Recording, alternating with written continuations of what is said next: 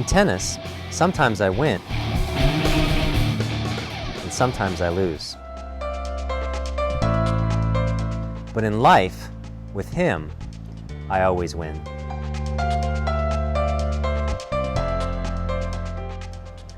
Life changes.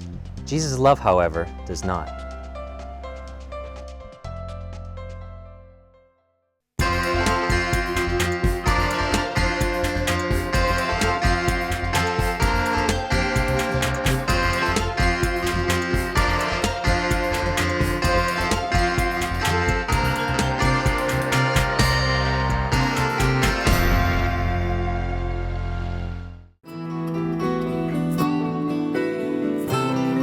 曾經佢係一個好怕醜嘅人。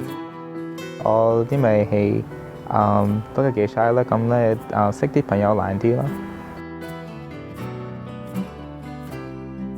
今日佢係一位青年導師。I want to set an example for the youth. I'm being a role model and also kind of a mentor for them. 曾經佢完全唔識音樂，今日卻能夠深入理解。I think what really excited me is because I started growing a love for music, and I'd be listening to them because not only are they just like songs, but it's just really uplifting in my life and in my spirit. 曾經佢做嘅事只係為咗得到別人嘅讚賞同埋肯定，而今日佢明白到。So whether I'm doing something or not doing something, that still God still looks at me the same, and then I should look at myself that way as well.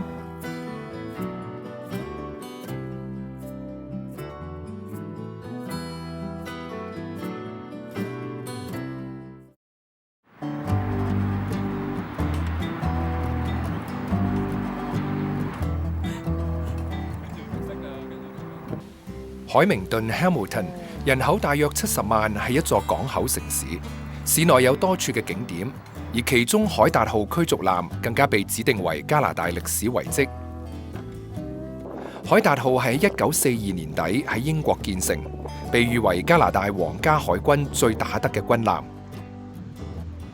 喺第二次世界大戰當中，佢係唯一能夠保存落嚟嘅驅逐艦。喺2002年，軍艦復修工作完成，被移到去海明頓。自此，海達號就成為加拿大海軍展覽中心，每一年吸引到唔少遊客嚟參觀。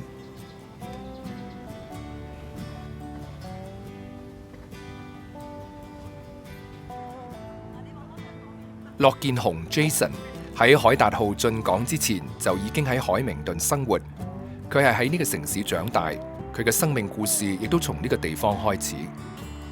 我喺Burlington 出世，不過細個時我哋搬咗 Hamilton， 咁 Hamilton 咧住咗20幾年，咁細個時咧喺個 Hamilton 華園宣道會養大。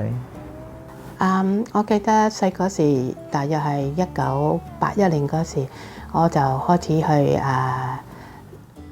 教會，跟住咧就因為 Jason 嗰時係啱啱出世嘅啫，只係一個 BB， 咁佢有個家姐就係歲幾，咁我帶佢開始去 Sunday School， 因為我覺得如果咧小朋友由從細開始能夠認識到神嘅救恩同埋神嘅福音咧，當佢成長嗰時一路嘅嗰個接觸咧，就會咧就更加幫助點樣真正認識到主耶穌嘅愛，同埋主耶穌教我哋點樣去關心人。Jason 細嗰時咧，我覺得佢係一個特別啲嘅小朋友，因為我覺得佢咧就佢唔係好似普通細路仔咁跳跳扎扎同埋咧講説話咧就好隨便啊，即係我覺得佢咧有少少嘅成熟感嘅小孩，就唔似一個普通嘅小孩。咁同埋覺得佢咧，佢細嗰時咧就已經咧就開始好識關心人。覺得幾好，但係即係有時shy 啲啦，但係成日好聰明，成日幫手啦，同埋即係都係幾好嘅細路。我認識Jason根本就係從佢好細個因為佢嘅家庭嘅爸爸媽媽，佢爸爸呢就係有啲 handicap 啦，喺 hearing 嗰方面，佢媽媽身體都唔係幾好，但係媽媽好有信心。每一個禮拜都一定帶個女同埋個細佬個仔嚟禮拜堂，咁喺媽媽嘅影響底下呢，佢嘅成長係好信心好。佢係一個好安靜嘅弟兄，佢唔會講太多嘢，好少講嘢。但係你睇見佢無論乜嘢咧，佢好乖，佢好愛家庭。當時咧，我發覺好特別嘅嘢，因為咧 Jason 雖然佢係好年輕咧，但我發覺呢個細佬哥係好成熟嘅，係好熱心去侍奉神嘅。你睇得好清楚，佢嘅人咧係從一個非常好嘅家庭嚟嘅，係好謙虛，又好肯學嘢嘅。雖然喺人哋嘅眼中 ，Jason 係一個好乖、好謙虛嘅人。但係原來嗰陣時佢對基督教嘅認識只係喺教會，我哋 I guess 即係好似 habit 咁啦。咁我知神係即係邊個啦？我知神愛世人咧。咁我知神愛我，不過即係喺個心冇 close 自己啦，咁冇好似個 personal connection 咧，冇個trust 如果咧有啲問題咁係即係教會咁幫手。It was a set of rules to be good, listen to your parents and make everyone happy. And as long as you didn't get in trouble and you didn't hurt yourself, it was okay. 如果基督教只係一啲規條，去教會只係一個習慣，咁究竟係乜嘢令到佢能夠一直堅持落去呢？ And just more people seeing like how talented I can be or how helpful I can be. And a lot of it was just more and more me so that I guess there was an insecurity in myself about who I am. And so I was defined by the things that I do. So I'm a good boy because I listen to people. I'm helpful because I will help people carry things or help in this ministry. I'm very giving because I give up so much time. But I guess my greedy nature was always want more. More praise from people, more treats, kind of in response to people so I would have significance. Based on what people tell me. And it's kind of like building my own empire, building my castle, and just see all these great things that I did. And then I can look back, it's like, this is all me. And so I'm someone who kind of came out of the shadows. So someone you didn't expect, because I didn't come from a rich, well-educated family. I didn't have a lot of lessons as a kid, whether for math classes in Kumon or music school or personal tutoring. So just someone who worked really hard to get people's attention and praise so that I could be someone in their eyes. 原來 Jason 嘅成長環境令到佢內心隱藏住不為人知嘅一面，佢好希望透過其他人嘅認同嚟到肯定自己。My parents didn't make very much, so my mom being a seamstress and my dad being a cook, and so we lived in an apartment. We didn't have very much. And then kind of looking back when I compared, other kids had video games or different things. They went on vacations, but we didn't. And so, and also seeing my parents struggle with financial difficulties. Someone from a very, I guess, maybe look at as being a poor family. So someone who's just an ordinary person to be able to get people's praises. And I think because I wanted that attention. Because people were happy with what I'm doing, and as well as just seeing that the more I do, the more praises I get. And so not only was it kind of feeding my self-esteem, but I felt appreciated. I felt like I had purpose. And so as long as people kept praising things I did, I would do it so that I can get that attention. And then that unfortunately kind of fed I guess it kind of fed the self-glorification. And so the more people said I was doing a good job, the more I would do it to get I guess it's continue to move my focus off God and more onto myself. Jason 生活喺呢個不斷嘅循環之下，一直到高中，直到佢入讀咗麥克馬斯特大學。麥克馬斯特大學 McMaster 位於海明頓市，係加拿大一所著名嘅大學。多年嚟喺唔同嘅大學排名榜上都穩居加拿大前5位。McMaster 大學係由參議員 William McMaster 喺1887年離世之後，佢將遺產捐出而建成嘅。Jason 嘅生命由佢進入大學開始得到重大嘅變化。Well, university 有幾多嘢I guess changed our heart. I guess beginning 係因為大學嗰時咧可以返 fellowship。咁我識咗啲朋友咧，喺CCF 啦，咁即係睇到佢哋咧係咧好 different 咧，即係佢哋好愛神咧，佢哋咧中意祈禱，佢哋想同啲人祈禱，咁咧同啲人咧講啲聖經 and sharing 個 gospel 咧，not only 即係佢哋 nice 啦，不過即係佢哋有心啦，for caring for all and also caring 個 spiritual， 佢哋個 dedication to each other 咧，即係佢哋咧會朝早7點半咧會有祈禱會咧，咁係佢哋 get together 咧，every morning 咧佢哋 pray for 個學校咧 pray for each other 咧，咁即係啦，我未見過啲人即係會咁早起身返學咧，咁同啲人咧祈禱，咁 I think the most important for me that was really touching 咧係有個團契。唔單止係咁，佢嘅一位朋友嘅改變，亦都令佢重新思考信仰嘅問題。This friend I met in my second year, and he was in first year, and he started coming to my church in Hamilton. He came to fellowship, but then I found out that he was also drinking. And so when I was growing up, I knew that drinking was terrible. I would never drink when I was even think about drinking, because my parents told me that drinking is bad, drugs are bad. And then so I found out that he was drinking with some friends and he continued to drink. And so I just felt that as university that year kind of went on, he didn't come to church as often. Though it seems sometimes in fellowship, but then that kind of started to decrease as well. After that year, he transferred to another school.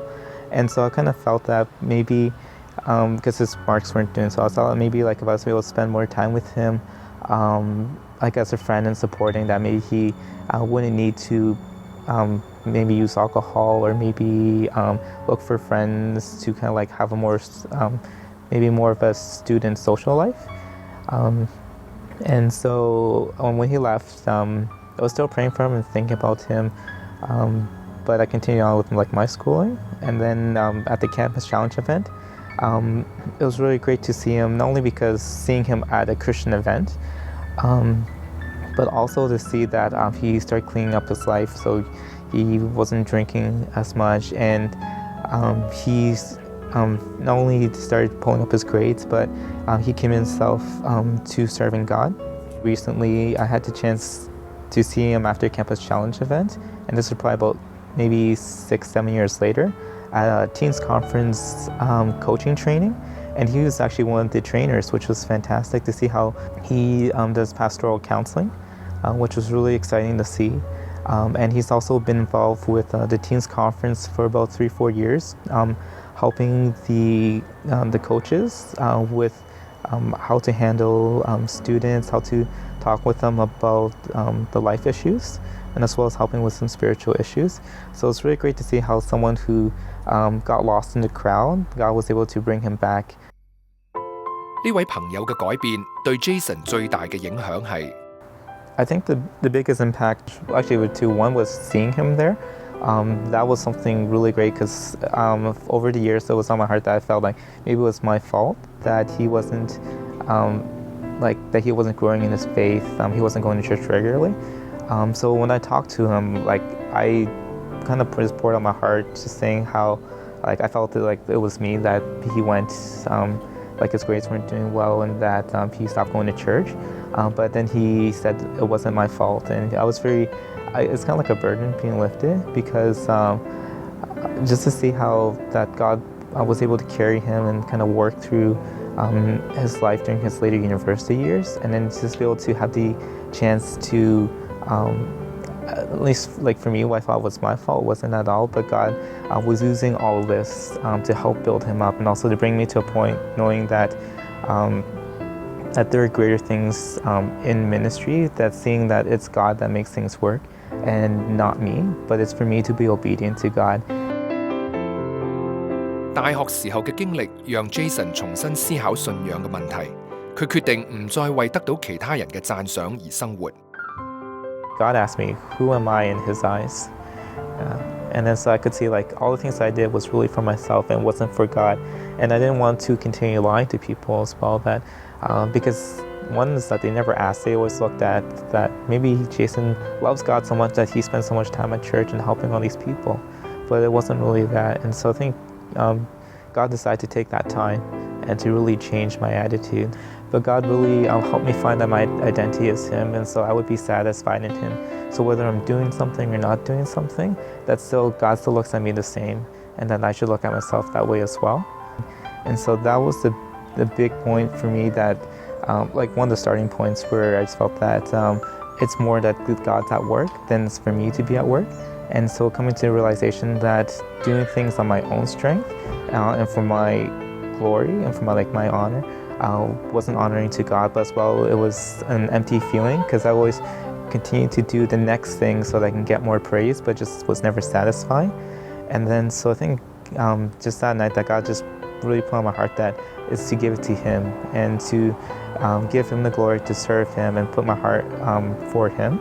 And then so that not only changed the way I look at ministry, but actually that really launched my spiritual life and my Christian walk with Him.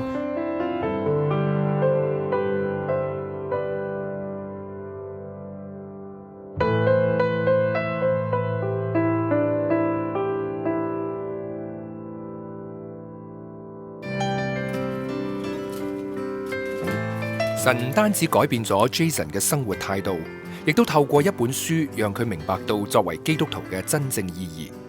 I think the biggest thing that changed for me was knowing about what it really meant to be a Christian, so that I wouldn't be a faker, but would be someone who was a genuine follower of Jesus.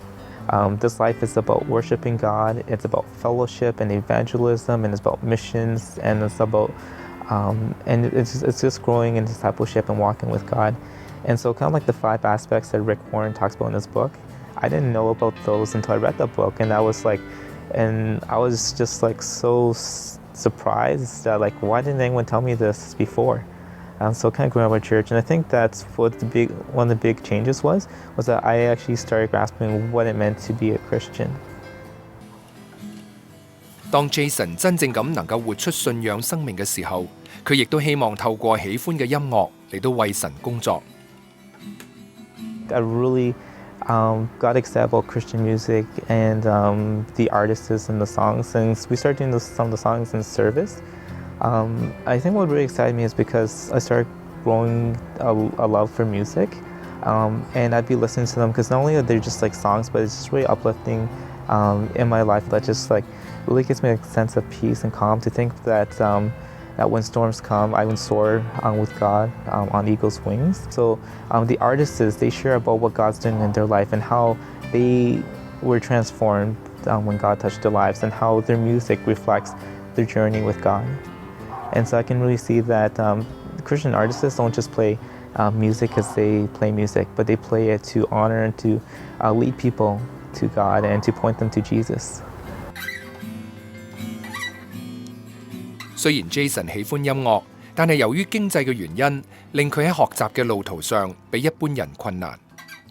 我知佢好中意學吉他，但係我哋嘅家庭能力唔可以俾佢負擔得入請導師學吉他。但我見佢咧好有心，好個恒心，好熱心去學，去揾唔同嘅書籍，揾啲 music 書啊，揾朋友啊，或者喺 YouTube 嗰度嚟學習。咁佢一路咧 try 佢 best。Jason 咧，佢好似差唔多教自己，所以我覺得佢係非常叻呢一方面。佢好愛音樂，佢好愛 worship 啊，但係佢自己嘅背景未必有機會學到音樂嘅 theory， 學到嗰啲樂器，但係佢自己嘅心真係好有興趣，所以咧佢都係可以話 struggle 少少，自己學 music 啊、唱歌啊、乜嘢領詩啊嗰啲方面，但係佢自己真係好有盡責嘅心，佢自己真係 accomplish 到幾好。當我見到佢由初唔識彈 music 啊，彈到好差啊咁樣，但係一路咧彈得好好，即係俾我一個好大嘅鼓勵。即係我覺得雖然你唔可以物質上或者你做唔到呢樣事情，但係你唔放棄咧，你一路祈禱咧，神係會按嘅時間咧，佢會話俾你聽，你可以完成呢個工作。依家佢都係好有 talent 啊！我見到佢唱歌同埋領詩同埋 lead worship 非常好。曾經怕醜自卑、唔識音樂嘅 Jason， 今日嘅佢除咗可以上台領詩唱歌之外，仲透過音樂嚟到接觸年輕人，成為佢哋嘅生命導師，成為好多個年輕人嘅榜樣。所以有啲人咧就會因着佢咧，同埋教會弟兄姊妹其他嘅鼓勵啊，呢班年輕人咧喺學習點嚟到侍奉神。有啲好年輕嘅咋，竟然間會上去打鼓啊！或者係彈吉他啊，或者係做啲 vocal 啊，做嗰啲和唱咁。我哋睇下佢哋點會影響到佢哋咧。我相信Jason 嘅影響係一個係好大。耶穌的愛激勵我，敞開我的生命，讓自己成為別人祝福。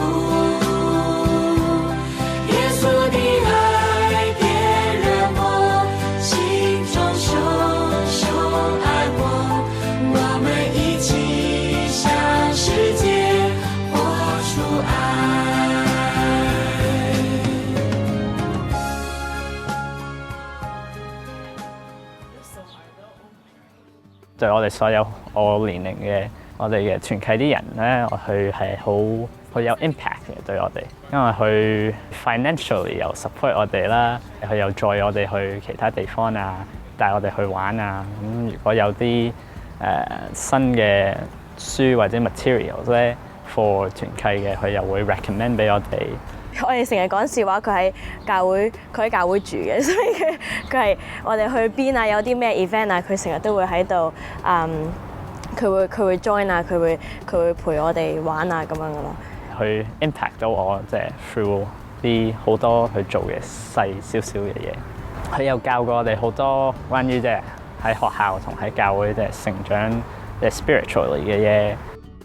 坐低我哋佢會成日同我哋傾偈，咁我哋傾下就好容易即係傾到多啲，即係神會點樣幫我哋啊？咁佢會 explain 好多嘢俾我哋聽啊。對於我嚟講啊 ，Jason 幫我揾到我嘅 passion for music。即係之前我覺得即係我冇乜心 towards music， 但係而家開始 build up 呢個 passion towards 用詩歌嚟敬拜神。練習music 嗰陣時之前咧，我哋有啲講下心事咁，我哋有祈禱，即係做下啲 devotion 啊，睇下聖經講乜。我覺得係同佢傾偈好容易話俾佢聽，如果我哋有啲咩問題啊，有啲咩唔開心，可以好容易同佢傾到偈。咁我覺得咁樣係 comfort 我哋喺度幫我哋 grow。我哋好多時都可以學到佢點樣去愛人多啲啊，點樣去俾到人多啲 grace。佢時時都同我哋講，如果我有陣時見到佢好攰，佢話 It's all for God。佢成日都咁樣同我哋講 It's for a good purpose, it's for a bigger purpose。所以係睇得出佢全部做嘅事真係有神喺佢後邊嚟推動佢。我會想好似佢咁樣嚟照顧而家比我細一啲嘅 generation。咁即係我哋而家兩個一齊都係搞緊好多 children ministry 嘅嘢。咁我會好諗翻起我喺佢哋嘅年紀，佢點樣睇住我就 in that way 好想學到好似佢咁樣嚟點樣睇住啲細路仔。God just got excited about me and I got excited about him, and I want to share that with the youth so that they don't chase after the world as they're going through high school. They don't get lost in the wrong crowd, but that wherever they go, even though it could be in the darker areas, that they can still be the light for Jesus. And so I want to help instill into them, to teach them when they're young, so that as they grow up, they always remember these things and how not only is God carrying them, but God's going to use them to be His ambassadors and to be His voice. 今日嘅駱健雄 Jason 所做嘅一切唔再只為得到人哋嘅讚賞，佢內心嘅空虛亦都因為神嘅恩典得到填補。只要願意跟隨耶穌基督，你嘅生命亦都可以好似 Jason 一樣得到滿足。歡迎致電恩語生命熱線，或者登入恩語之聲嘅網頁同我哋聯絡，我哋好樂意同你分享基督信仰。願神賜福你。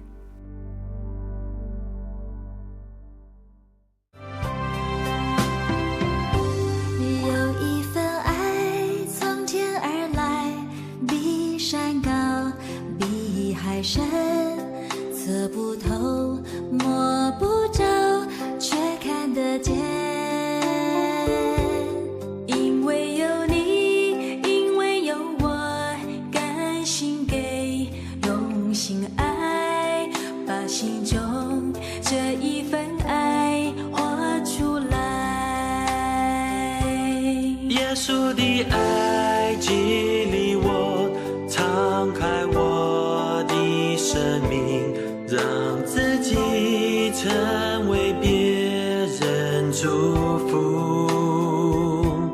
耶稣的爱点燃我心中熊熊爱火，我們一起向世界。